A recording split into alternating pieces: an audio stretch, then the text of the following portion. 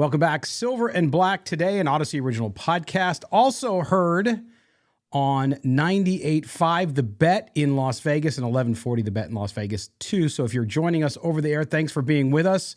I am Scott Gilberto. My co-host Moe will be with us in the second and third segment, so stay right with us there. Make sure you subscribe to the podcast wherever you get your podcast. Just search Silver and Black today if you're watching us on YouTube. Hit subscribe, and don't forget the notifications bell so that you get notified every time we have a new video. So want to jump in and have a special guest today here in the first segment. We want to talk a little bit about, yes, I know some people want to move on already, but we're going to talk about Derek Carr. And to do that, Gilberto Manzano joins us, an old friend of the show. You can follow him on Twitter at gmanzano24. He is now with MMQB and Sports Illustrated. Of course, I met you first, remember when you were covering boxing and I was working in boxing in Las Vegas, you were at the Review Journal, then you covered the Raiders, Chargers, and then Rams, and now you get to cover the entire league. First of all, for all of us here, congratulations on the new role. How are you feeling now going from covering one team to covering the entire league? Yeah, first of all, Scott, good to see you again, and I appreciate going with the full name, Gilberto. Some people kind of get hesitant when they see the O at the end. Obviously, you could call me Gilbert, but Gilberto, I love to hear that too. And Scott, I forgot that we actually met through boxing. I think we had lunch together, right? We had in Las Vegas, and I was going back and forth between Raiders and boxing. Yes. And here we are. You have your own show, nice show here on the podcast. Silver and Black today always showing me love from covering the Chargers. I did that for 4 years at the OC Register. And then 1 year covering the LA Rams. So I know the beat reporter lifestyle, but this is new to me. National reporter, it sounds a little weird. I'm gonna be the guy who's gonna, my buddy Adam Hill in Las Vegas, be covering the Raiders every single day. I'm gonna come out of nowhere and take all his questions just to annoy him. So watch out, people in Las Vegas. I'm that national guy who's gonna be in the way. I love it. Also, I forgot to mention your podcast, of course, the Compass, which you can catch as well to anywhere you can get your podcast as well. So make sure you do that. So of course, you're busy like everyone else now. You got to be in every format, but people want to listen to you guys talk as well too. And your show's great too. You get to hear two sports writers kind of go back and forth about a bunch of different stuff. And you're like, Moe and I here on this show, it's funny. Sometimes some listeners get upset because why are you guys talking about food? It's like, well, we're human beings, right? Yeah, we're all about football and all that, but at the same time, people like to get to know you. So anyway, but we appreciate it. And yes, you've kind of covered it all. Covering the entire league will be fun, especially where you're at with MMQB is going to be fun as well. So let's dive in. You have a story. You wrote a story about the 5 destinations where Derek Carr could end up. And we're going to get to that in a second. But I got to first start with this. Because you've covered Derek Carr and you've covered the AFC West via the Chargers, it's a complicated question, but I want to get at least your fresh answer to this, and it might change over time with history, everything does. But Derek Carr's legacy with the Raiders, I want to get your take on that because, as you know from covering the beat, he's a polarizing figure in Raider Nation. A nice guy, does great things in the community. You can't argue with the fact that he's a nice dude. But as far as his tenure as the quarterback of the Raiders, it's a mix of, yes, a lot of it wasn't his fault. I mean, the organization has been a dumpster fire at times, and he's been there through all of that. But when you look at his career, I'm interested to hear what you think of today about Derek Carr as a Raider and sort of how you would maybe describe that tenure. Yeah, Scott, I've been thinking about it too because it was a productive one, but if you really kind of get down to the nitty-gritty, it was one that fell short in terms of playoff wins, appearances, and going far. And the comparison that I make is, maybe Matthew Stafford, but the difference with Matthew Stafford is like you knew that was a real dumpster fire. You couldn't do anything about it. But the fans respected Matthew Stafford for showing up every single day, playing through pain and being tough. And when the Rams won the Super Bowl, all these Detroit Lion fans were supporting Stafford from afar. It's a little mixed with the Raiders and Derek Carr. I think that there's a good amount that really appreciate him going through those really rough years. There were some rough years, Scott. I covered a few of them. But I remember that year where he was an MVP candidate and what could have been. He never, broke his ankle against the Colts there, and he missed that playoff game against the Texans. And I think it was Cook that got the playoff game there. So I think it was a lot of teams that had high expectations and they fell short. Maybe that's where the sourness is coming from some Raider fans, because when they brought in AB, they were supposed to win, but AB was a whole, let's just say, head case there, and it didn't work out. You get Devontae Adams, and it's supposed to be a good year. It didn't work out. I think there was times where the Raiders, went out and spent money, and maybe there were some bad decisions from different coaches, different front offices. And the thing too is that it was been inconsistent, and maybe the thing that you should respect if you're a Raider fan, that Derek Carr was always there. Yeah, he might throw a couple interceptions, but he was always there. You've seen some of the press conferences where he's, he's crying or being emotional. He gives it all he has. It was just like, I think people want it more. And Scott, from covering this team, it's a very passionate fan base with the Raiders. Oakland, Las Vegas, LA, who cares? I live in LA. They're still probably the top team out here with the Rams and Chargers being out here. So it's just very passionate. And when you bring all that together, where there were so many years that it came up short, you're either just angry, maybe you're fed up, or you know what? At the end of the day, it was a tough, situation. We respect you, Derek Carr. But also, if you just put it aside and you think about it, you know what? This guy was here for nine seasons, and I think sometimes when you say once a Raider, always a Raider, I think with a few years gone by, people will respect what happened with Derek Carr. But maybe Derek Carr finds his Rams and Stafford, like what Stafford did, and he does well elsewhere. And there's times where, like, do you want to keep trying it and not go anywhere, or just move on? Because we see it with teams in the middle, with Kirk Cousins and the Vikings. You keep trying it, but you're not winning. At some point, you got to try something else and just have a nice, adult divorce and move on. Yeah, and unfortunately, it seems in this case, for whatever reason, and these are the details we don't know, David Carr likes to keep teasing that he's going to tell us what really happened, but overall, we don't know, right? So we don't know what the conversation, we don't know if the Raiders handled it well or if it was hurt feelings on their side. We just don't know that. But there's no doubting the dysfunction of this Raiders organization. It's well documented, of course, since Al Davis died. Even before that, and Al Davis started making some bad decisions in his failing health. But when you look at Derek Carr, the quarterback, I mean, again, you've covered and been around him and the league, but also the other quarterbacks. What I find is interesting is I've always said, look, Derek Carr, I consider him a top 14, 15 quarterback, right? I consider him a good NFL quarterback. That's why he's going to get another job. There's no question about it. But did I consider him an elite quarterback, the kind of quarterback that takes a team on his shoulders and goes and overcomes deficiencies on defense and on offense and all that? And to me, that's the difference. And I find that a lot of people are not afraid, I should say, that's not the right word. A lot of people are reluctant to talk about his maybe deficiencies as a quarterback. And I think that's where Josh McDaniels and Dave Ziegler, having no history with the guy, gave him a year to do it, didn't like what they saw, and moved on. And this is a business. I think that's the hardest things for fans to do. But when you look at Derek Carr in the course of the NFL and look at all the other quarterbacks in the NFL, what are fair criticisms of him? What are unfair criticisms of him?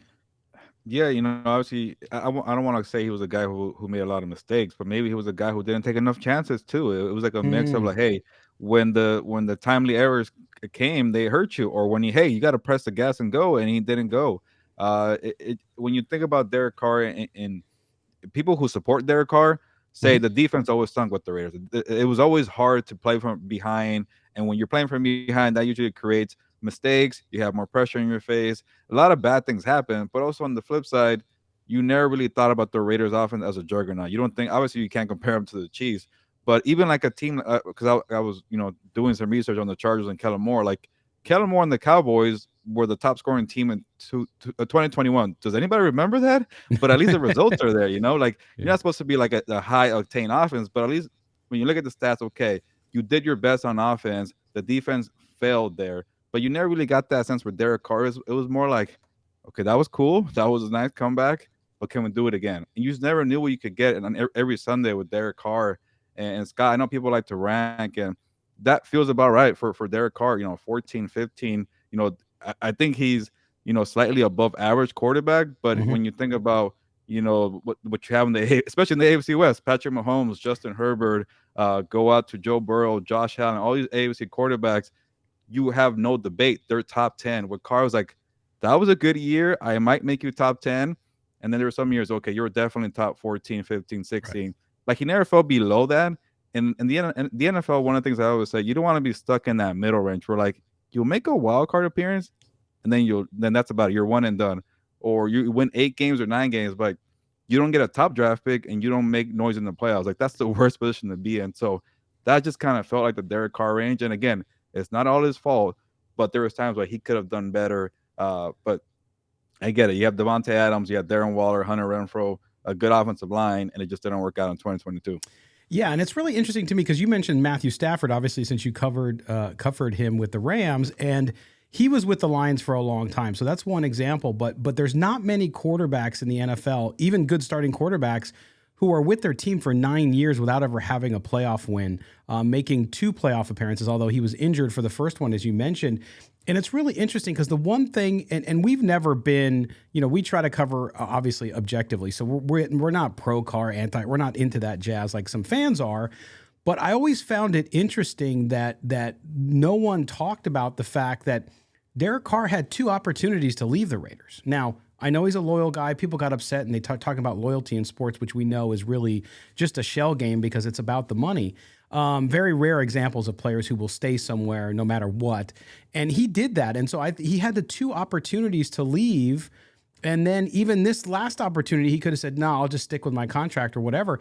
And he didn't do that. So I think there's personal responsibility there as well that he's got to take on because, yeah, the Raiders might have been a dumpster fire, but he chose to stay in the dumpster fire, which is something I'm keen to talk about. All right, let's switch gears now, Gilberto, and we talk about where Derek Carr could end up, because this is fascinating to me because, again, being where he's at, there are people interested. As you know, most important position on the field, there's a lot of quarterback-hungry teams out there who might not be able to afford a big-name quarterback or be in the position to draft one early. And you named 5 of them in your piece, which everybody can read as well. We'll link it in the description below. But let's talk about this. When you looked at situations for Derek Carr, kind of what were your criteria? Yeah, so this was a very tough list to narrow down because if you really think about it, it's probably maybe 15 to 16 teams in the NFL. They have some kind of question marks with the starting quarterback. And you can narrow down to 12 saying, okay, you definitely need to look for a quarterback. Like there's 4 teams where like, you know what? Try one more year of that. But there's maybe 10 or 12 like, okay, what are you doing here? Go look for a quarterback and you'll be lucky to get a Derek Carr. And once you start, narrowing down that list from the teams that need a quarterback, you start thinking, okay, what's a good fit for Derek Carr and for the team? Obviously, salary cap comes into play because Derek Carr wants to get money. He just lost $40 million in guaranteed money because the Raiders released him. You would think you want to get some of that back, and being a quarterback needy market, why not use it to your advantage? And people got on me for not putting the Saints there because the Saints were the one team that showed interest and were willing to do a trade. But I go back to the money because the salary cap for the Saints is a big issue when you're over $59 million in the cap. And you got to cut a guy like Michael Thomas, who's going to make you worse. What are we doing here at the end of the day? Like, is that really you going to go anywhere if you're the Saints there? If you're the Saints, you're probably saying one more rebuild year until you get out of this, cap space hell, I like to call it there. But they are in the mix there. But I'm for the sake of just doing a different list, I took them out. And it was tough because you want to fit in coaching philosophy. You want a good roster. You want to get paid. You want a winning culture. And when you're searching for a quarterback, you probably don't have a winning culture. So the criteria had to be a little flexible. Like, with the Commanders, I put them in 5th. Ron Rivera and the Commanders, you don't think about them as winning culture, but at least Rivera makes them competitive in the division. And the NFC East, the Washington Commanders have always been in the race, and you got a lot of issues with the ownership and all that, but they're at least in the race, and that's good enough for me to make it to the criteria. And then you look at guys like Terry McLaurin, Curtis Samuels, Jahan Dotson. Oh, by the way, a good defense. Surprise, Derek Carr. You want a good defense. Ron Rivera could be the way. But the funny thing about this guy, what it came from doing my research, a lot of these teams in the mix have already struck out going the quarterback veteran route. Like some teams might be hesitant, like, okay, we tried that with Carson Wentz, Ryan Fitzpatrick, Phillip Rivers, Jacoby Brissett, whoever you want to talk about. Talking about Indy too. You might be even more hesitant. And when you got a new coach in Shane Steichen, shout out to UNLV right there, the new Indy coach, he has a reputation of developing young quarterbacks like Jalen Hurts and Justin Herbert. He's probably telling Jim Irsay, stay away from the veterans because I know how to develop a quarterback. So then it gets a little tricky after that. So especially if he likes one of the guys in the draft, the top of the round, whether it's Bryce Young, CJ Stroud, or Will Levis, or Richardson out of Florida, wherever you look at that, I think that's an opportunity. And you're right, he played the position in Indy. But let me rename again, so just so people, and I forgot to do this as we ended the question, is you had Houston, Washington, Atlanta, Indianapolis, and the New York Jets. Of course, the New York Jets seem like a natural fit. What's interesting, and the teams on your list didn't surprise me. Houston is always one that surprised me because that would mean Derek Carr would go back to the scene of the crime where his brother played. And Houston is a little ways away. So if he really wants to come out and win, it's interesting. Clearly, the Jets are the team are ready to win. They are a veteran quarterback away. They've done the rookie route, didn't work out. They've tried the veteran route in the past. I mean, it's been a revolving door there, right? Since what, Chad Pennington maybe? So it's been a long time. The issue with that, though, and I wonder, because you have two teams on there that are cold weather cities, and we all know the knock against Derek Carr with the cold weather. Did you consider that? And what do you think? Do you think he always says it doesn't matter, but if you look at his record, it speaks for itself. Do you think that'll factor in his decision-making and some of these teams also looking at him as a possibility? Maybe not so much, because I also didn't factor into my list. So weather, I probably should have done a little better with that. But I think if you really kind of narrow it down, it's probably the least of his concerns right now. But and then also you wouldn't admit like, hey, you know what, I stayed away from that team because I can't compete in cold weather. So I think if you're Derek Carr, you probably won't say that. And to kind of defend a little bit the Houston pick, yeah, it's a little out there. That's why I put him number 5 and had to bend the rules again, because I said winning culture.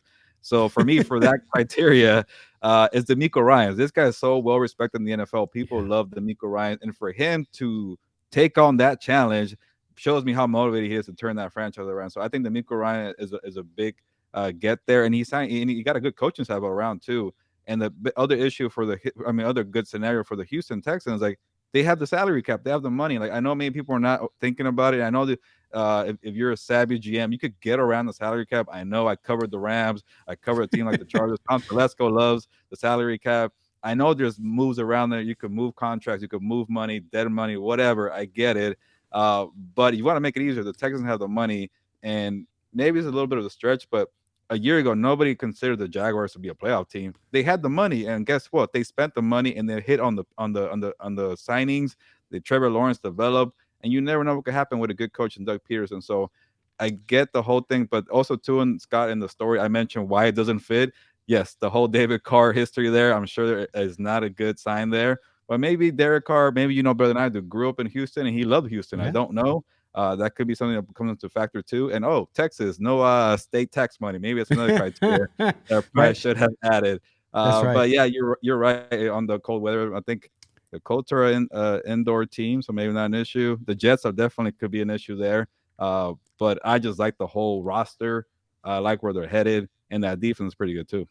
Yeah, I mean, I look at Colts. I think people have been talking about the Colts because they've done this a couple times, right? They did it with Rivers, as you talked about, and that didn't work out as well as they wanted to. Although Rivers played for where he was at in his career, played pretty well for them. So I think that's a good spot. It's also a dome. It's Midwest. He'd fit in really nicely there. But the Houston one is also interesting to your point, because if I'm Houston, everybody thinks they're going to take a quarterback at the top of the first round, and they may. But signing Carr to a 2 or 3 year deal gives you the opportunity to have a veteran, let the rookie come along, and then spend your money all on that defense and along the offensive line as well too, to build it up. So there's plenty of opportunities. I keep telling Raider fans, Gilberto, that you can turn things. I'm not saying you go from being 6-11 to winning the Super Bowl necessarily, but in the period of 2 years, if you have cap space and you get enough good impact players on rookie deals, especially a quarterback, you can turn things around quickly. I think the same thing is true in Houston. We've seen it. You just mentioned it with Jacksonville. So we'll see what happens there. But it'll be interesting to see where he ends up and the situation because he gets to choose. And I think that'll tell us a lot about where he's at mentally on the challenge he takes on, whether it's a Jets challenge or the Commanders. The Commanders, I think, will get new ownership soon, as everybody's been talking about. So Derek Carr would be a great guy to bring in there to rehab that image that the Commanders need so badly. So we'll see how it goes. All right, buddy, before we let you go, and we appreciate you being generous with your time, I want to get your thoughts too, since now that you're covering the entire league, but to take you back to your AFC West days. You mentioned it a little earlier in this segment. The AFC West, you have the Chiefs, enough said. Then you have the Broncos go out and make the big trade to get their new coach, Sean Payton. And then you have the Chargers, right? Which I'm still, and I want to get your view on Staley, because I'm still not convinced. I think in some ways he holds them back, but they have talent there.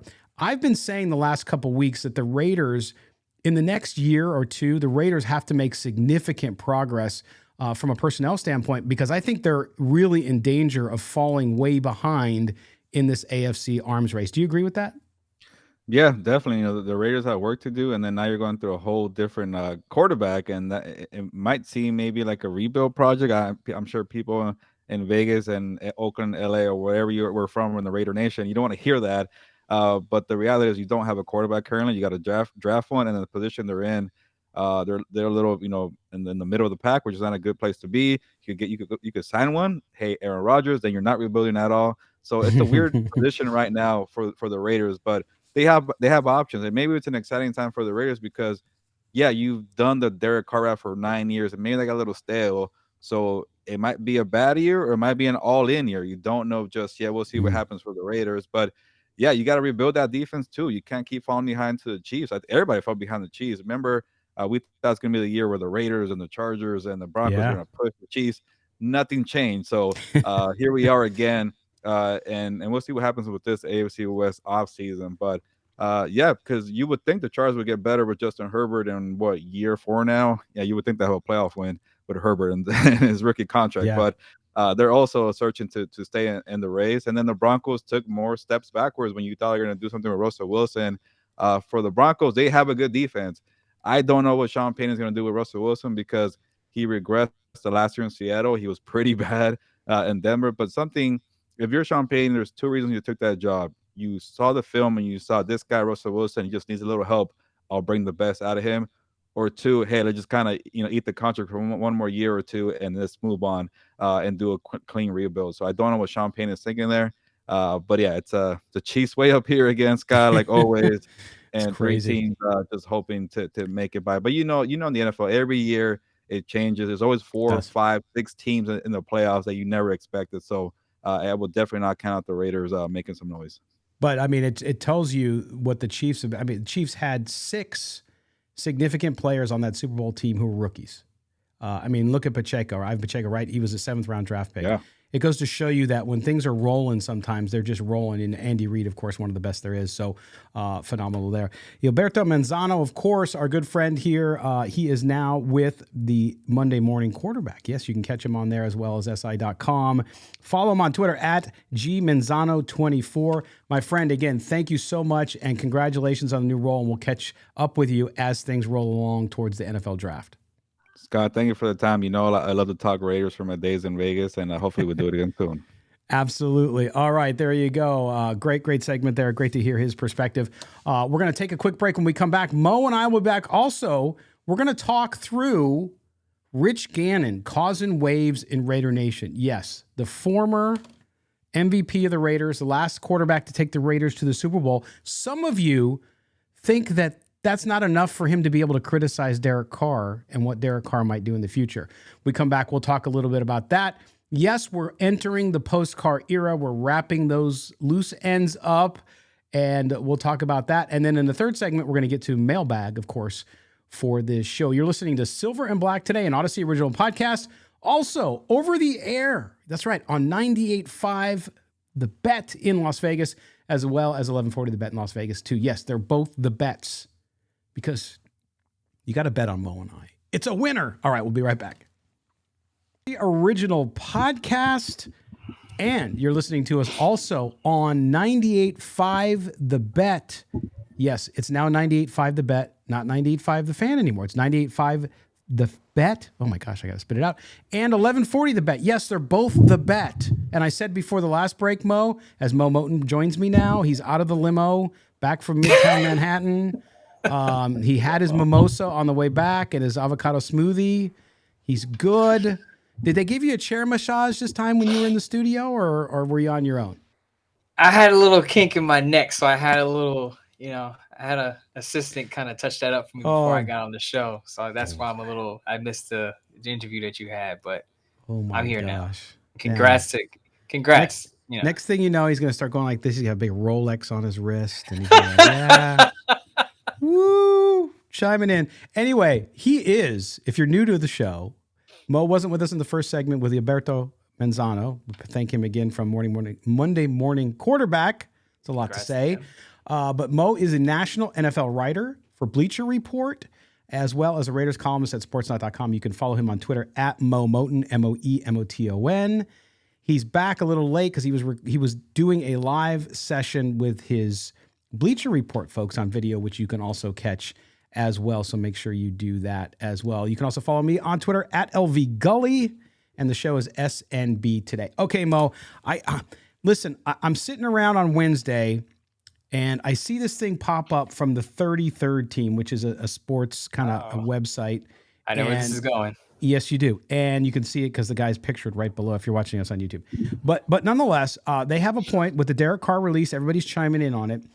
And Rich Gannon, who is also a contributor at 33rd Team, by the way, said they asked him about Derek Carr moving on. And I'm going to show this on the screen for our YouTube viewers so you can see right here. It says, I don't know that Derek Carr is going to go somewhere and all of a sudden put a team on his shoulders and take them to a division title. That is Rich Gannon, unfiltered, Mo, on a one Derek Carr, who now is no longer with the Raiders. And so I think Rich Gannon, who actually has been saying the same thing for quite a while, I'll get to that in a second, but he said this. And of course, the Carr Wars, they were in a little bit of a reduction in fire or a ceasefire with him being released and people wishing him well and other people saying good riddance.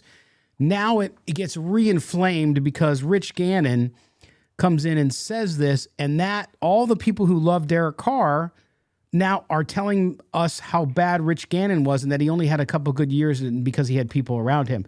I'm just amazed by this because he says this. And Mo, is this anything different than he's been saying for the last maybe 3 years?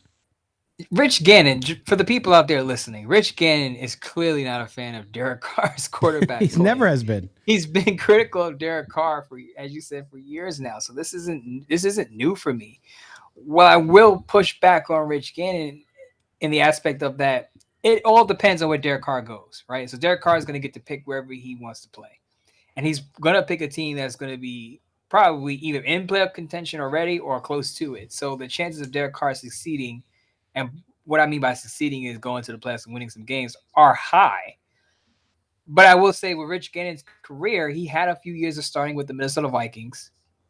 It didn't work out. He went back to a backup player in Kansas City, and then he popped with the Raiders. So I would say how that could be possible for Derek Carr. Sometimes it's just a matter of what your supporting cast is and who you're around.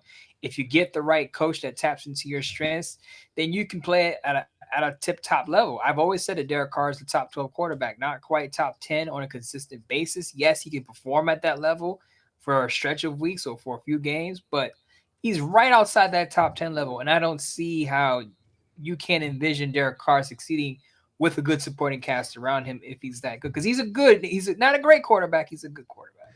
But let me push back on that, Mo, because I don't think that's what he said. I don't think he said Derek Carr can't go win somewhere and get a team in the playoffs. What he said was he's not going to all of a sudden put a team on his shoulder and take them to division title, meaning that, let's say, I don't know, I'm trying to think of a team that's close to the playoffs, but not.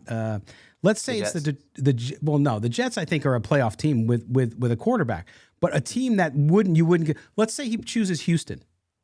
Okay, now Houston obviously is in a bit of a rebuild, but let's say 2 years down the road, Houston has an okay defense, not great, an okay offense. Is Derek Carr going to be a Allen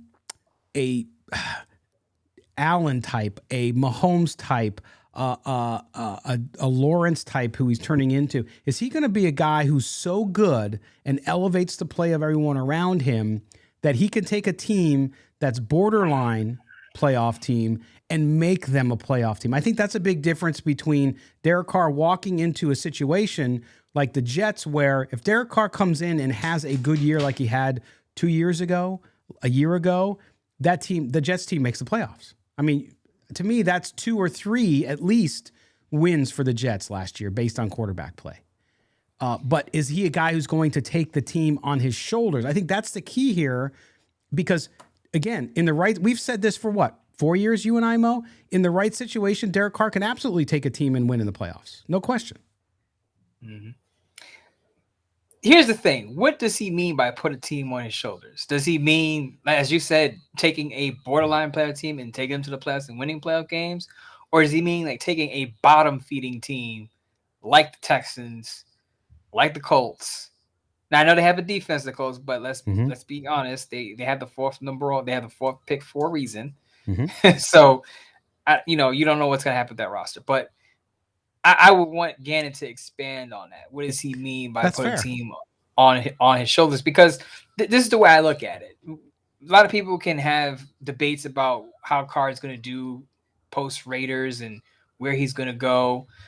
But as I just said, it just matters of what the pieces are around him. Is he going to take a bottom roster and all of a sudden start throwing for 5,000 yards and throw for 36 touchdowns? No, I don't think that's the case. But is his 4,200 yards, 29 touchdowns, 12 interceptions good enough to get the team over the hump? We'll see. Yeah, over the hump into the playoffs. Yes, that to me makes sense. But I'll pose a question for you, since we've been talking about the NFC South as a good place for him to go. If Derek Carr is the quarterback of the Carolina Panthers, does he take them deep in the playoffs next year? I think he takes them to the playoffs. I wouldn't say deep in the playoffs, simply because you worry about Carr in the red zone. I've gone on multiple Jets podcasts, and hosts have asked me, okay, pros and cons of Derek Carr. I don't get on these podcasts and just straight up bash Derek Carr. He's horrible. He's a terrible quarterback. That's why he's not in Las Vegas anymore. And I don't get up there singing all of his praises like, oh, you're going to be a Super Bowl team. You'll be able to compete with Patrick Mahomes if you get Derek Carr. No, I go up there and I'm honest. I'm like, look, he has stretches of games where he's deadly accurate. He's gonna elevate certain receivers because he's done that in the past. There are certain receivers, certain pass catchers who've had their best years with Derek Carr. I mean, look what happened with Zay Jones before he got to Jacksonville. Darren Waller. I know people want to say Darren Waller is talented in his own, but he's been putting up good numbers with Derek Carr. There are other players that Crabtree put up great numbers with Derek Carr. No, he had some decent numbers before he got there with San Francisco, but with Derek Carr, he was pretty much a touchdown machine. So he's going to elevate certain players in your offense. But on the other hand, don't expect him to move like some of these younger quarterbacks come in the league. Don't expect him to extend plays like a Joe Burrow or Josh Allen. That's not it. When he gets to the red zone and tight quarters, you're going to have a run game to complement him, because his red zone efficiency is not good. And I've said this multiple times. His red zone efficiency was worse than Zach Wilson's last year. Derek Carr's passer rating in the red zone was in the 70s. Zach Wilson's was in the 90s. So I'm honest with all of these people, and I'm saying they're obviously, for a good but not great quarterback, there are some good things, there are some great things, but there are also some glaring flaws that you're going to have to mask if you get a Derek Carr. So temper your expectations. Yes, and it's interesting because I want to bring it back to Rich Gannon, because I agree with you. It leaves some ambiguity there, right? You don't know exactly what he's saying. I'm going to say, and I'm not speaking for him, he has not said this. I just know he's been on this show several times where we've talked about it, going back over 3 seasons here on Silver and Black Today. And each time he talks about it the same way, I get the sense, and I'm just going to come out straight and say it, I get the sense that Rich Gannon, not only does he not feel that he's a great quarterback, Derek Carr, but I think it comes down to a mindset issue. He doesn't believe Derek Carr has that killer instinct. That's all it is. Doesn't mean Derek Carr's not a talented quarterback, because he clearly is. He's got a lot of skill sets. But that's what I think it is. And so that's why I think really supportive Derek Carr fans get mad that Rich Gannon says it. The other part of this argument that sort of bugged me, and I engaged with people, not arguing with them, just asking them questions, because they defend Derek Carr. I expect that. And then they say, what was Rich Gannon before he got to the Raiders? He was nothing, blah, blah, blah. Like that matters. It doesn't matter. I'm always interested, just like we talked about this guy on the Chargers who's saying that nobody who hasn't played football should comment on players playing football. You can't be critical of people. We've talked about this on other shows. And the Dan Orlovsky, who now turns out apparently, reportedly, was maybe going to be hired by some teams to help with offense. I don't know if that's true or not. We haven't gotten confirmation. It seems to have been true. But I've heard people tell me Dan Orlovsky, he sucked as a quarterback. What does he know? And my point is that doesn't matter. It doesn't matter their own performance, although I would say Rich Gannon, he only started the one full year in Minnesota. Then he got a chance to start the second year. He got supplanted there and then didn't start again until he got the Raiders. So really in year 10 is when he got his big opportunity and he seemed to flourish. So yes, it can be people can flourish later in the right situations. I get that piece of it. That piece of the argument, I think, has some validity to it. The difference was Derek Carr has started for 9 years. It's not like Rich Gannon, who didn't start for 9 years. He wasn't good enough to start for 9 years. Granted, it's also like Kurt Warner. He was playing in the Arena League, okay? So if Kurt Warner talks about cornerbacks, do you not say he's good enough because he just had his 6 seasons and a Super Bowl and an MVP? I mean, come on. So my point is, people can comment on this stuff, and I like what Rich Gannon has to say overall when he talks about the league, and I just think people are just overly sensitive about it, and they're disowning him as a Raider because of what he says about Derek Carr. I just find this whole Carr and this love Carr, hate Carr thing still, to me this day, I'm sick of it, Mo, but I'm still fascinated by it because I just don't understand it. I'm so happy I retired from Car Wars a couple of months ago. You see me on Twitter. Why? It happens, and I'll explain. And I thought about this the other day, and I'm glad you brought the why. And I'll say this: there are fans who are fans of Derek Carr. I'm not saying they're not fans of the Raiders, but they like the player Derek Carr. It's like growing up and watching your favorite football player, right? And I use myself as an example. I loved Charles Woodson as a college football player. I wanted to be a cornerback at one point. I told the story on Twitter, actually. I wore his jersey every day in high school when I was in this football league. Thought I was going to be Charles Woodson. Goes to the Raiders, and, there grew my Raider fandom at the age of, 12 years old. Mm-hmm. If Charles Woodson had been, and he did go to Green Bay, and I was still in fan mode, I would still be a fan of Charles Woodson. I would defend Charles Woodson at every turn because I grew up watching Charles Woodson from his college days. There are people out there who were watching Derek Carr from his Fresno State days. So there is an affinity there for Derek Carr. So they're gonna defend him at every turn. Doesn't mean they're not necessarily Raider fans. It's just that we have to understand that people are going to be fans of specific players. And when you're fans of a specific player and you see other people bashing the guy that you idolize or you grew up watching or you're a huge fan of, it's human nature to kick in and defend that person. Yeah, no. And I don't disagree with that at all, Mo. And in fact, I had somebody on Twitter on Wednesday tell me, why are they so crazy? What is this about? Do you think these people will still follow the Raiders? And I said, here, and I got to the same answer you did in a different way, roundabout way. And that was, hey, if I am a fan of Derek Carr, I'm a fan of Fresno State. I'm from the San Joaquin Valley where he's from in California. And if you know those communities, they are agricultural communities. People are very tight, a lot of small towns. And so they love their own. And so you look at that. So he gets drafted and all those people who love Derek Carr in college and know the family follow him to the Raiders. And for the last 9 years, they have been Raiders fans because Derek Carr was there. And I understand that too, because I went to UNLV. So when a UNLV guy does well, I cheer for him, even if it's a team I don't like, right? So you look right now in the NBA. I don't even follow the NBA that much, but I do when I see guys from UNLV who do well, I cheer them on. So I understand the mindset of that. And I don't get into fights with people if people say they suck. That's the piece I don't understand, the emotional ties to it. But then again, I'm 50 years old and I grew up at a different time. So who knows? But it's just crazy to me. And I think there will be people who are Derek Carr fans first and Raider fans second who will become Derek Carr Washington Commander fans or Panther fans or wherever he goes. And there's nothing wrong with that. Raider fans don't need to get mad at that. And I think that it's just time to say, okay, it moves on. But opinion, Rich Gannon, you could disagree with his opinion and say, hey, I don't agree with you. What you're saying, totally fine. But you don't have to belittle the guy's career or intimate that he doesn't know what he's talking about. We all have opinions. And you know what they say about opinions, right? So I won't get into that.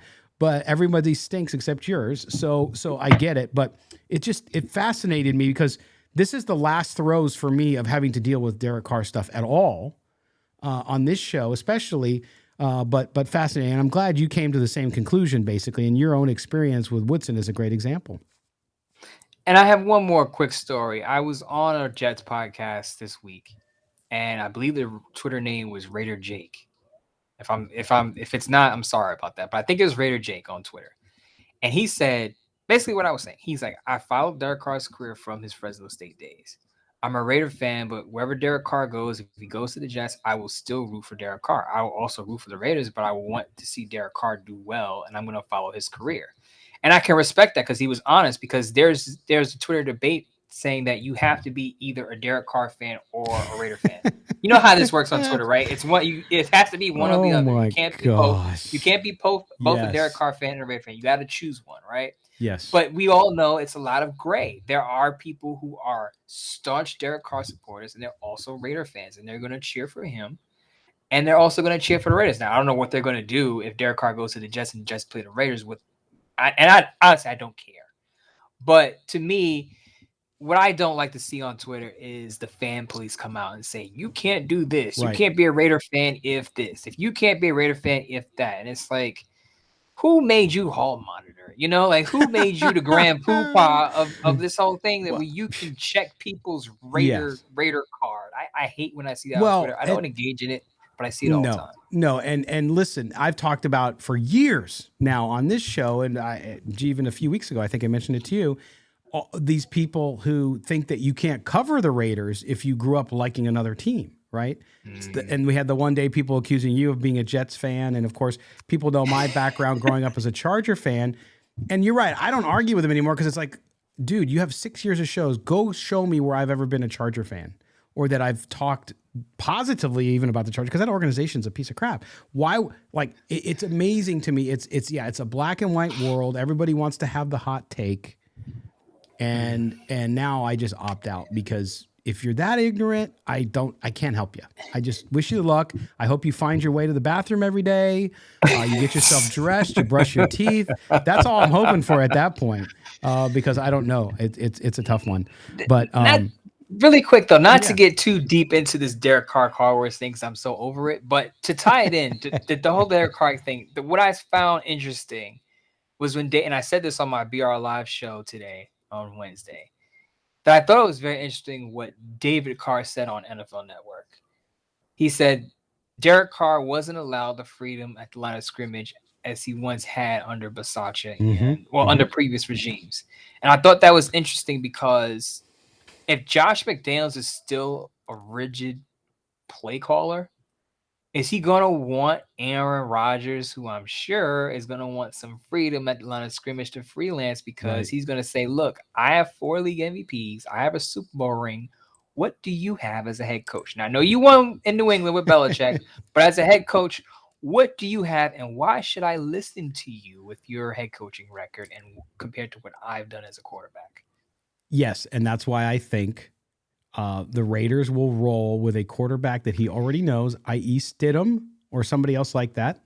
I don't think it's Brissett, but I think it'll be Stidham. I think they're going to come to a deal with him pretty quickly, and then you go get a rookie quarterback, because you mold the quarterback. You tell him what to do. Right. They don't have freedom as a rookie. Right. And Stidham knows the system, already gets along with him. He's used to it. He's used to that. That's all he's played in the NFL. So that, and it's just amazing that you brought that up, Mo, because that's exactly what my train of thought is you're not going to, that's why it doesn't work with him. It doesn't work with Aaron Rodgers. Aaron Rodgers does not want to go with a guy that has not been successful as a coach and is going to tell him what to do. Aaron Rodgers wants to do what he wants to do. Right. And that's why I say it's not beyond the X's and O's.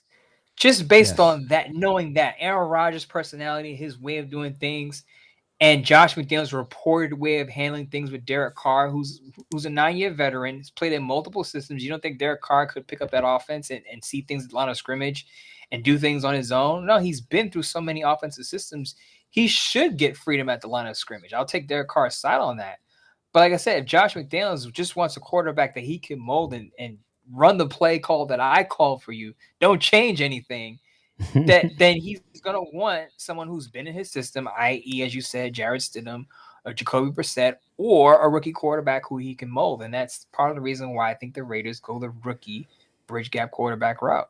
Yes, and it might cost them a lot. The way things, I mean, we're way out from the draft, but the way people are talking about the teams being aggressive, especially Indianapolis, especially Indianapolis with Shane Steichen, who's a quarterback who probably wants a young quarterback to mold. The competition is going to be fierce there as well. All right, enough of Derek Carr, although we have some questions in the mailbag. Enough of Rich Gannon. We're going to take our final break, and then when Mo and I come back here on Silver and Black today, we're going to get to our weekly mailbag segment. We have a couple doozies. One that I'm shocked that the guy asked a question, and I don't want to make fun of him, but I'm going to ask the question. I'm going to make Mo answer it because I don't want to answer it. But we will do that. No, it's not that bad. We'll do that right when we come back after these words. Stay with us. You're with Mo and Scott here on Silver and Black today, an Odyssey original podcast. Welcome back. It is time for the closing segment, the home stretch, as we call it here on Silver and Black today. You're with Mo Moten, national NFL writer at Bleacher Report, also Raiders columnist at sportsnaut.com. Follow him on Twitter at Mo Moten, Moemoton. I am at LV Gully. My name is Scott Branson. We appreciate you guys being back with us here on the podcast, or if you're listening to us on the air on 98.5 The Bet and 1140 The Bet in Las Vegas. We appreciate you tuning in wherever you are listening to the show. We move on now and we switch over to our Raider Nation mailbag, something Mo and I really enjoy. The questions, as long as you're not taking peyote or doing something crazy, they usually come in pretty good, right? I mean, we have great listeners and the questions are pretty good. We haven't had any insults in the last couple of weeks. I'm a little disappointed. The emotion of the season has clearly passed. Yeah, wait till free agency rolls around and we give our opinions on the Raiders signings. That's true. All we got to do is tweet something about that guy who used to be quarterback, and then suddenly, boom. No, just kidding. All right, let's get into these questions, Mo. Here's one. This is a first-time question for a listener of ours on Twitter. Of course, we get a bunch of stuff in email. You can email us at mail@silverandblacktoday.com or hit us up on Twitter. Either hit Mo, hit me, or the show's Twitter handle, SNB Today. The DMs are open, so you can slide it right in there. This one comes from Rico_Bravo on Twitter. Rico Bravo. He says, I do too. He says, I have a question for you and Mo.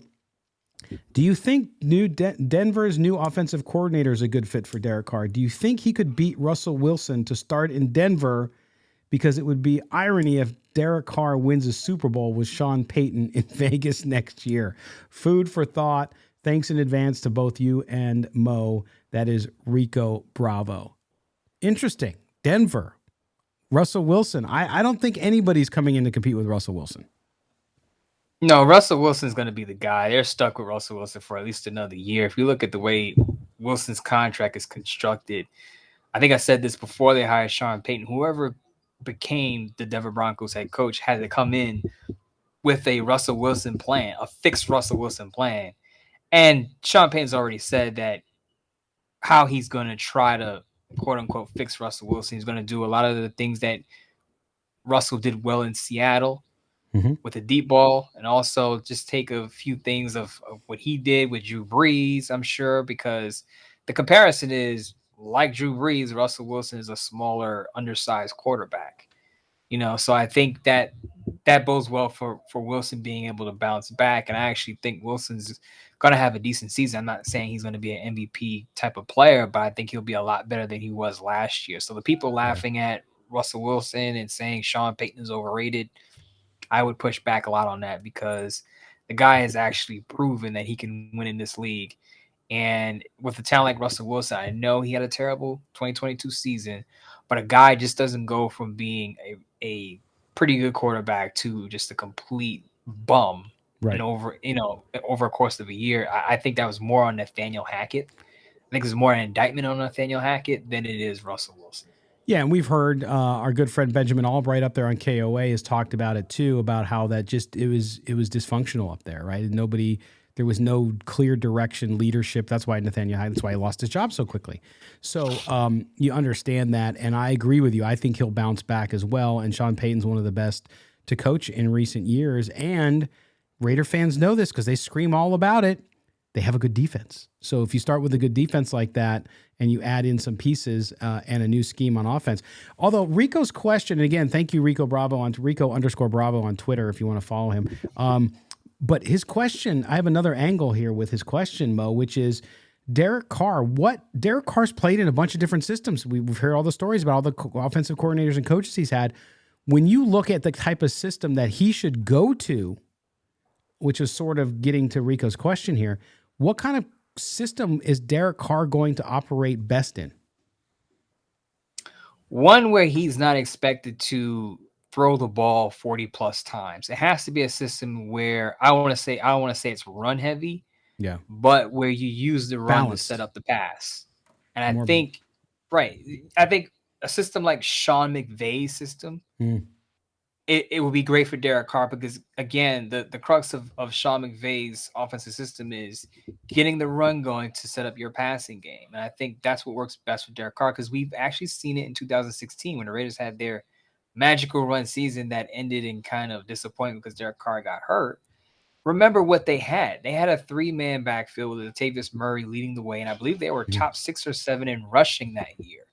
And a lot of people say that was one of Derek Carr's, that's arguably Derek Carr's best year as a Raider. What did they have? They didn't have an elite defense. They had a defense that forced turnovers, but it wasn't a defense that was shutting teams down and holding teams to 10 points. Yeah. They had a defense that forced turnovers, but they had an offense and a top ground attack to complement with Derek Carr. And to Rich Gannon's point, if he's talking about, Derek Carr is not going to put a team on his shoulders that way, I would agree because we've seen Derek Carr put the offense on his shoulders for spurts. But for an entire season. Yeah. I think it's best when he has a good complementary run game. Right. Yeah. No, great answer. All right, Rico, thank you so much for your question. We appreciate you watching and listening to the podcast wherever you may be. All right, on to our next question.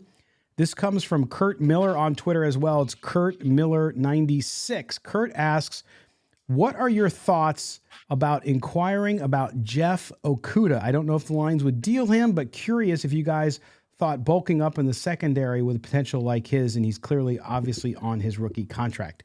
That is from Kurt Miller 96 on Twitter. Mo, I don't think the Lions are hurrying up to trade Jeff Okudah. Do you? I don't think so either, simply because he actually is coming off his best year. And he was a disappointment. Remember, he was a 3rd overall pick in, I believe, 2020. Overall. Yes. And he was a complete disappointment his first 2 years in Detroit. Played pretty well when he was healthy. I don't think they let him go now. I think they try to make it work with him simply because of what they invested in Okudah. If the Raiders are looking for a cornerback, I think, first of all, they should draft a guy. But if they can get Jamel Dean, who's going to be a free agent, play for the Tampa Bay Buccaneers, I think that would be a great pickup for them. I still believe they should re-sign Rock Ya-Sin because while healthy, he played well. You won't have to pay him a lot because it's not like his season ended with a bang. But I will be on board with them going after a top cornerback and then drafting one in the draft in April. But a lot of people have brought up the name Marcus Peters.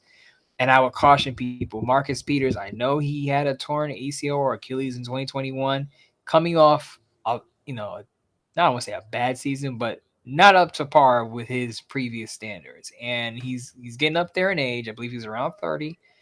So I would kind of pause on Marcus Peters. I would rather a younger cornerback who's on the ascend than an older quarterback who could be on the decline. Yeah, absolutely. Good question. Kurt Miller 96, we appreciate you writing in. Okay, well, we go from one defensive back question to another, Mo. You ready for this one? It says, guys, Jalen Ramsey, do the Raiders go hard after him? This is from Dennis in Bakersfield, California. Dennis, thank you for the note. Mo, this is an interesting one because Jalen Ramsey will be cut. He's going to be a salary cap victim, right? And the Raiders, in multiple reports, including on your employer's website, on Bleacher Report, have talked about the top landing spot for Jalen Ramsey being the Raiders. What do you think of that? And should the Raiders take him on, or is he someone, even despite the talent, with the cost and what would happen there in taking him on off waivers, if they can get him, is that worth it? I think it is, depending on what the cost is. Now, we're all assuming that he's going to be cut. Mm-hmm. If he is, you definitely go after him and see what he wants on the, as a free agent. But if you have to trade for Jalen Ramsey and he costs you a 2 or 3, I would still get him. Yeah. But simply because I've heard this question a lot. Like, should the Raiders go after Jalen Ramsey if he's indeed available? And I say yes, because how long has it been since the Raiders have had consistent top-notch cornerback play? Oh yeah. So bringing in especially if you're going for it, let's say you bring in an Aaron Rodgers, who I know will be costly. But if you can get a Jalen Ramsey and fit him under the cap along with an Aaron Rodgers, that would be a great situation. Now, if you're rolling with Stidham or a rookie, I would still try to better your roster and go after Jalen Ramsey. I just don't think Jalen Ramsey would want to be in that situation at this point in his career, playing for a Super Bowl contender. Remember, he got his way out of Jacksonville because Jacksonville stunk. I don't think he's going to want to play for a stinky Raiders team at this stage of his career. So if you're going after Jalen Ramsey, you better be planning on winning some football games in 2023. Yeah, and I'm with you because I rather have Jalen Ramsey than Rocky Sin. Sorry, I mean, he's a free agent, and I mean he's a Pro Bowl. He's a All Pro. So it's like I would rather do that. And the Raiders, as I said it with the quarterback situation, the Raiders got to be bold. And I don't think Jalen Ramsey, for the cost, is a bad move. I don't think it's a guy who's like on the downside of his career and it's a bad signing. The Raiders have done that plenty of times on defense. Corey Littleton, some of these other guys who just haven't panned out. But I don't think Jalen Ramsey's that guy. I think Jalen Ramsey's the guy you throw out there. And to your point, you draft a young guy as well and build up that secondary and hope that Nate Hobbs finds his way back as well. And to me, that is what I would do. I mean, be bold, supplement those draft picks. You got to nail those, but go ahead and get some of these guys. I mean, you need some guys in the front too, so it's going to be a balancing act. But I think Dennis is honest. I would go hard after him if I'm the Raiders.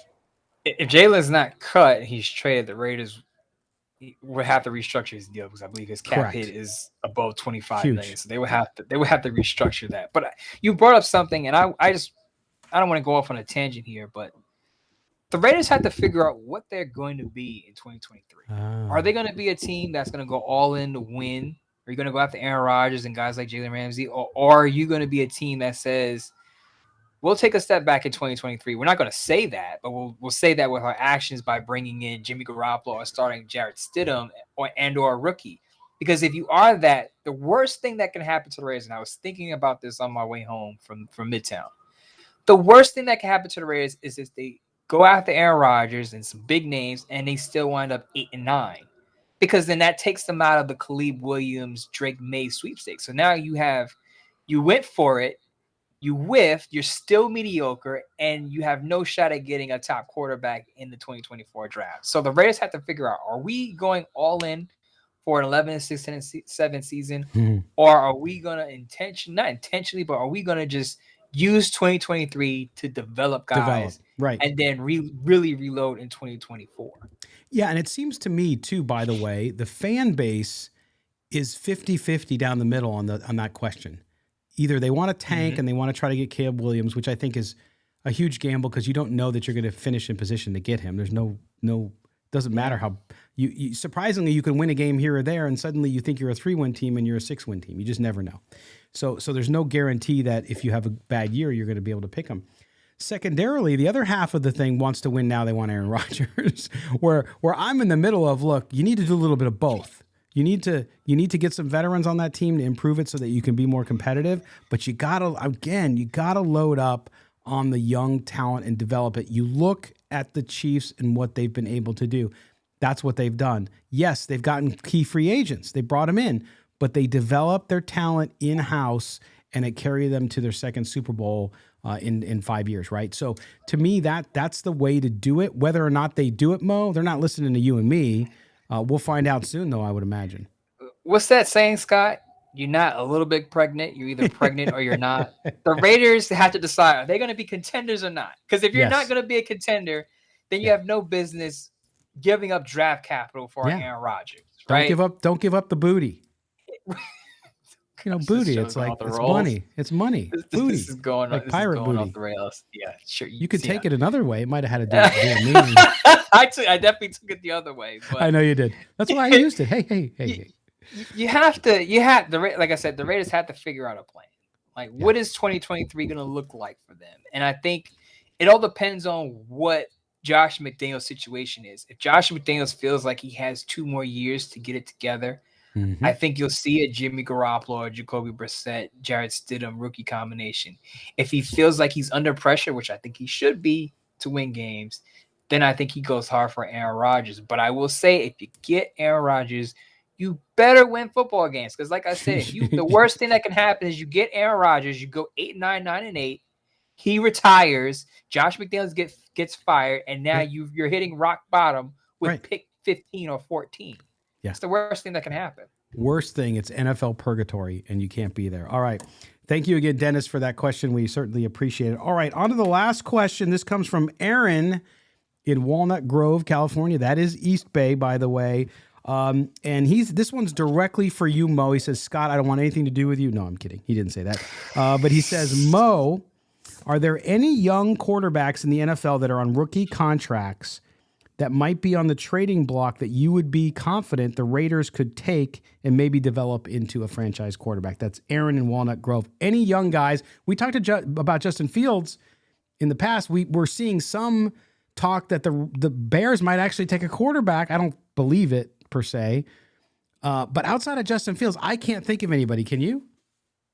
I can't. You stole my thunder there because I was going to bring up the rumors about maybe the Bears trade Justin Fields and draft the quarterback. I saw that came from Jason LaConfort of CBS Sports. I don't think so. I think that's just a smokescreen. I think the Bears are trying to drive up the price of the number 1 overall pick to give teams a thought that maybe they're going to draft Bryce Young.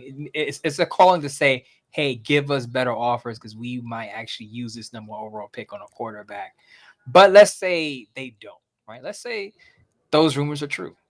I'm going after Justin Fields. Now, I don't know any other rookie quarterback that I would go after at this point. You know what was, I think, mind-boggling? There were Raider fans out there saying, bring in Zach Wilson. And I was like, I'm sorry. I understand you might live on the West Coast. I'm on the East Coast. I've watched. Were they older women looking for younger men? Maybe because he has the Cougar magnet thing going, right?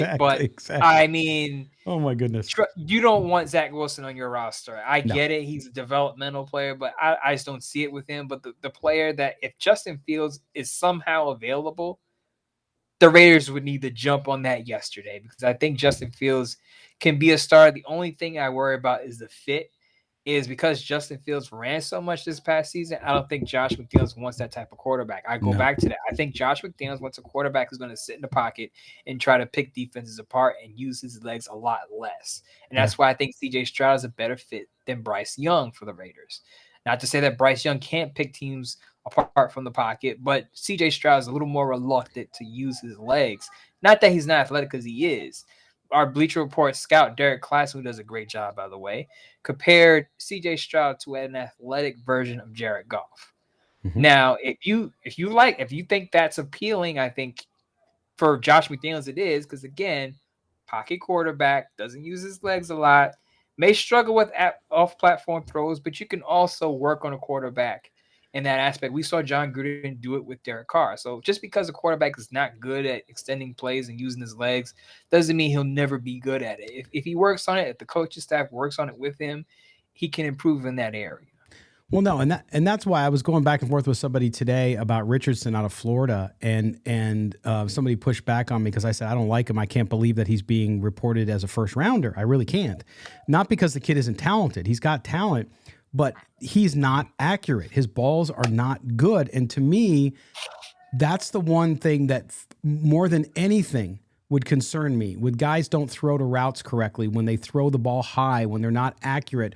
You look at C.J. Stroud, to your point, there's things he's got to work on, but at the same time, he's deadly accurate and he throws great balls. So, like, at least you have that going for you, especially in a game where you got to limit turnovers.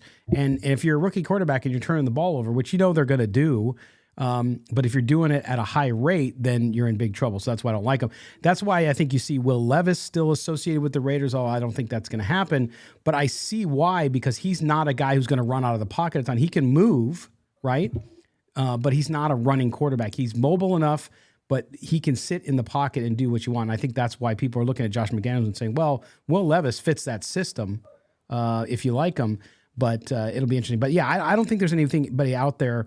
I mean, Jordan Love is not going anywhere in Green Bay. They got to see him and see what they're going to do with him if Rodgers doesn't come back. So I don't see any other quarterbacks out there that are on a rookie deal that would be appealing or aren't happy where they're at, where the Raiders could step in.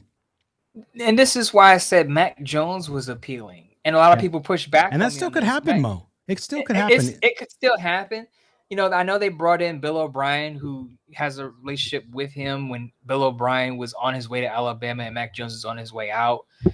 But if Mac Jones were to somehow be available, he would be the first guy I would look at. And I know a lot of people go, he's a dirty player. I don't like Mac Jones. He fits exactly what Josh McDaniels would want in a young quarterback. So if that were ever to become an option, I would definitely hop on it. But as far as rookie quarterbacks are concerned on a rookie deal that could possibly compete for a starting job, I have nothing for you. I mean, unless it's a good question. It's a very good question, and I'm trying to scan rosters now as I talk to you, and it's just really, and people will say Trey Lance, right? Yeah. And I know because Brock Purdy ended this past season. Again, I don't think Trey Lance fits what Josh McDaniels would want. He's athletic, can use his legs, but I don't think he showed enough with his arm. And I think Josh McDaniels, honestly, not that he wants a statue back there, but he wants a quarterback that's not going to pull the ball down too quickly and take off and run. And I think Trey Lance is still in that stage of his career. Yeah, and I like it because I watched him play in college at Cincinnati. I like Desmond Ridder at Atlanta, but I don't think he fits the system, and his size I think is limiting for Josh McDaniels as well. So I don't see him as a fit. Because if Carr were to go, Gilbert when he was on earlier, Mo talked about Atlanta being a possible spot for Derek Carr, which is the first time I've heard that, but I think you might have mentioned it before. But anyway, so I just don't see any guy. It was not a good quarterback class last year. So if you look at guys that are 1 year in or 2 years in, there's just not that many out there that are worthy, I think, of trading up. That's why I think the Raiders need to trade up in the first round if they like one of these quarterbacks and go get them, do their best to try to get them. If they don't, then you sit back and you wait till next year and you ride with what you got. But I'll be interesting. But thank you, man. We appreciate your question as always. And that's going to be our last question. I'm going to close out this edition of Silver and Black today. Mo, what do you got coming up? What do people need to devour your content? It's Friday, right? You have a show coming up on Friday? Show coming up on Friday. My executive producer already let me know that the show will be headlined by the one and only Derek Carr. So there'll be a lot of Derek Carr talk there. I think I'm going to finally close the book on the Derek Carr era in Las Vegas/Oakland. I don't know. I'll be done with it after Friday. I thought I thought you meant he was coming on your show. I wish that would be great because then I could just have him speak and then maybe have his tell-all book or his spill the tea moment, and he could just give me a bunch of things that people can cling on to. But yeah, I'm gonna basically close the chapter on this whole Derek Carr thing live on the BR show, and then we're gonna get into who his replacement could be, which we get into a lot on this show. But I'll break down the prospects and basically who fits and who doesn't for Josh McDaniels, and of course talk about free agency since free agency is first before the draft. A lot of people like to talk about the draft, but remember, free agency is first, and what you do in free agency impacts what you do during the draft. Absolutely. And we're going to get a lot of free agent talk going here on Silver and Black today as we look at needs for the Raiders over the next couple of weeks. And we'll bring on some guests as well for that to assess the free agent market and what the Raiders might be doing. We mentioned Jalen Ramsey, if he gets cut, and some other guys, some other big names out there actually that you want to take a look at. And then we'll do that as well. Also, next show, we're going to talk about, I don't know if you watched it yet, Mo. I'm going to give you some homework. The 30 for 30, the Bullies of Baltimore. Have you watched it yet? Yeah, I watched it when it first premiered. It was good. Okay. It was a good 30 for 30. We'll talk about the Saragusa Aldeva story. I have some inside information on whether that's true or not. And God bless Tony Saragusa. I know he passed and was in this documentary. Obviously, they shot it, I think, just right before he passed away. So we'll get into that on the next show, which will be fun. But you can join us by subscribing to the podcast. So wherever you get your podcast, make sure you do that. Turn on the auto downloads. If you're listening to us on 98.5 The Bet and 1140 The Bet, we will talk to you next week at the same time. And we certainly appreciate you listening to us over the radio. Mo, my friend, I will see you next time around. Special thanks to the people who've been following the whole Midtown Mo movement. I appreciate you guys and gals out there watching me live, watching me here with Scott. I really sincerely appreciate it. Well, and again, there's Midtown Mo surprises coming up soon, and those are in the works. They take time because Silver and Black today. We always try to do things first rate here, so we gotta do them first rate. So they're on the way, and we'll certainly do that. All right, buddy, take care of yourself. All right. For Mo Moten, for our producer, David Stepanian, I am Scott Branson. Thank you guys all for being with us here on Silver and Black today, an Odyssey original podcast. Please be good to one another out there, and we will talk to you next time. Take care.